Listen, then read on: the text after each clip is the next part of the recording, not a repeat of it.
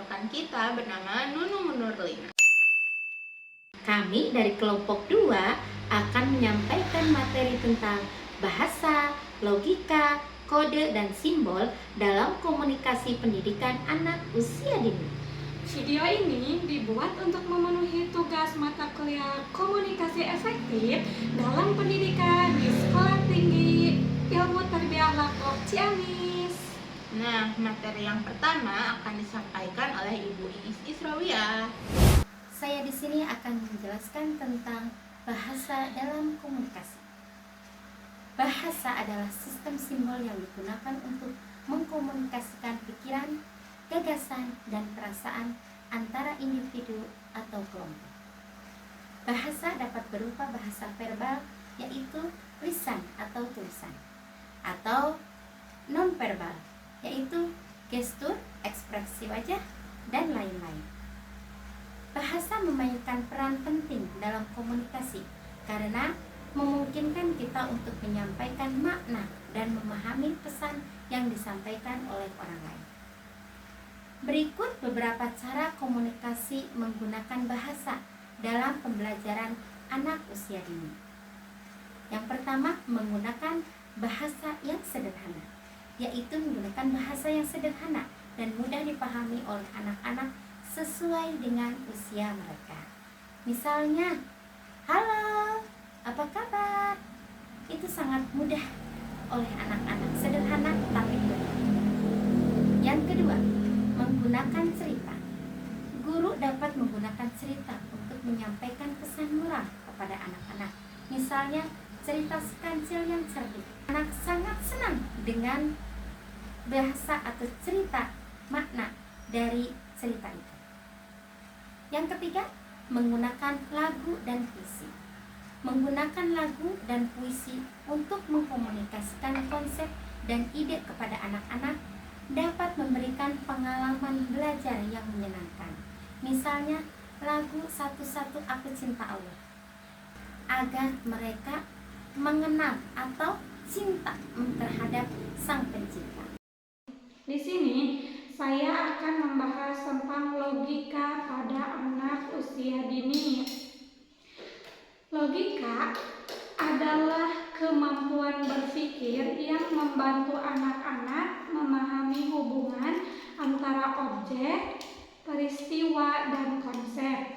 Berikut beberapa aspek logika dalam pendidikan anak usia dini. 1. Mengenal pola seperti warna, bentuk, dan ukuran. Yang kedua, mengklasifikasikan objek. Yang ketiga, menghubungkan gambar dengan kata. Yang keempat, mengidentifikasi bentuk geometri atau warna. Yang kelima, mengembangkan kemampuan berpikir kritis. Beberapa aktivitas dapat mengembangkan logika pada anak usia dini. Di antaranya, 1. Bermain dengan balok. Contohnya seperti ini. Ada segi panjang, segitiga, segi empat, dan setengah lingkaran. Yang kedua, bisa bermain menggunakan puzzle yang tadinya berantakan terus disusun menjadi gambar.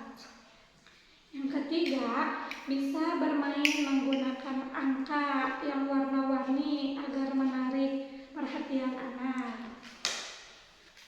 Yang keempat, bisa melalui gambar cerita, baik itu hewan, tumbuhan, manusia, ataupun cerita fiksi lainnya yang diakhiri dengan pesan moral tentunya. Untuk yang ketiga adalah kode. Kode adalah sistem simbol yang digunakan untuk mewakili makna dan pesan tertentu. Dalam komunikasi, kode dapat berupa bahasa, sinyal, atau simbol lainnya yang digunakan untuk menyampaikan informasi. Kode dapat berupa kode verbal atau non-verbal. Ada beberapa cara berkomunikasi dengan menggunakan kode dalam pembelajaran anak usia dini. Yang pertama, menggunakan kode warna dalam permainan. Untuk yang kedua, yaitu mengenalkan kode simbol seperti tanda tanya dan tanda seru.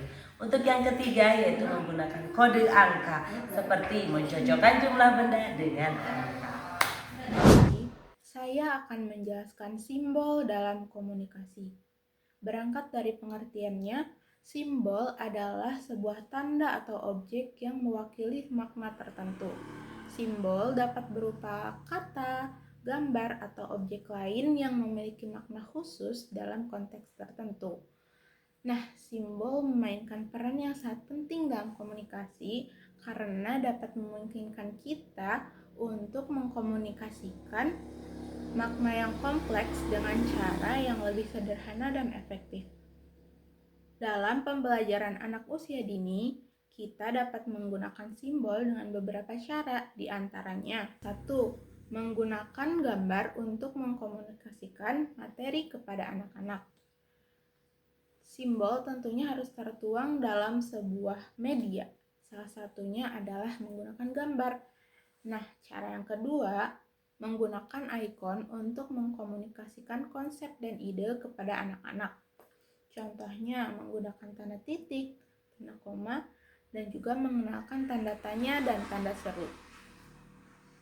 Cara yang ketiga, menggunakan simbol matematika untuk menyampaikan konsep matematika kepada anak-anak.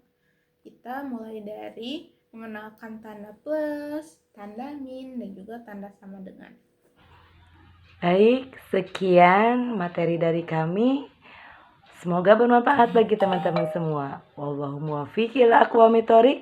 Wassalamualaikum warahmatullahi wabarakatuh.